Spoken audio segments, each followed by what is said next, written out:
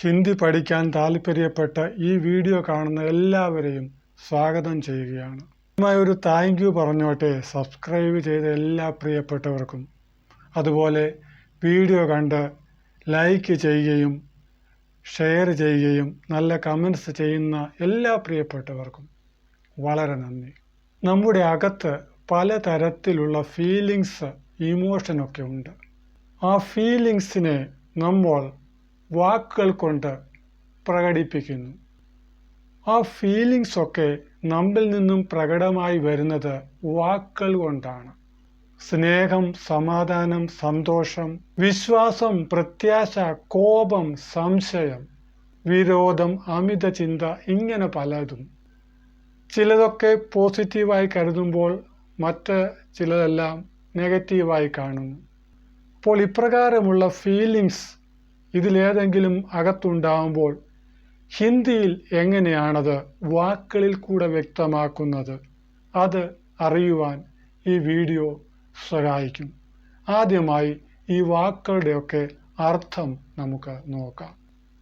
അതിനുശേഷം ഉദാഹരണ സഹിതം നമുക്ക് സംസാരിക്കുവാൻ കൂടുതൽ സഹായം ആകുന്ന വിധത്തിൽ നമുക്ക് മുൻപോട്ട് പോകാം. സ്നേഹത്തിന് ഹിന്ദിയിൽ സാധാരണയായി ഉപയോഗിക്കുന്ന വാക്കാണ് പ്രേം. പ്രേം ഏതാണ്ട് അതുപോലെയൊക്കെ അർത്ഥം വരുന്ന മറ്റൊരു വാക്കാണ് പ്യാർ. ഈ രണ്ട് വാക്കുകൾക്കും തമ്മിൽ വലിയ വ്യത്യാസം ഇല്ല, വലിയ വ്യത്യാസം പറയുവാൻ കഴിയുകയില്ല. അവർ അവനെ സ്നേഹിക്കുന്നില്ല. ഇത് ഹിന്ദിയിൽ പറയുമ്പോൾ വേ ഉസ്കോ പ്രേം നഹി കർത്താ ഹേ. ഇനി അവൻ അവൻ്റെ കൂട്ടുകാരനെ സ്നേഹിക്കുന്നു എന്ന് പറയുമ്പോൾ വഹ് ഉസ്ക ദോസ്ത് കോ പ്രേം കർത്താ ഹേ. ഞാൻ അവനെ സ്നേഹിക്കുന്നു എന്ന് പറയുമ്പോൾ മേ ഉസ്കോ പ്രേം കർത്താ ഹും. കൂട്ടുകാരനെ സ്നേഹിക്കുന്നത് കൊണ്ടാണ് പ്രേം എന്ന വാക്ക് ഉപയോഗിച്ചത്. അല്ലായിരുന്നുവെങ്കിൽ ചിലപ്പോൾ പ്യാർ എന്ന വാക്കാണ് ഉപയോഗിക്കുന്നത്. അപ്പോൾ പ്യാർ എന്ന വാക്കിൽ അല്പം കൂടെ ഇമോഷൻസ് അടങ്ങിയിട്ടുണ്ട്. എന്ന വാക്ക് അല്പം ഇമോഷണൽ ആയി ഉപയോഗിക്കുമ്പോഴാണ് പറയുന്നത്.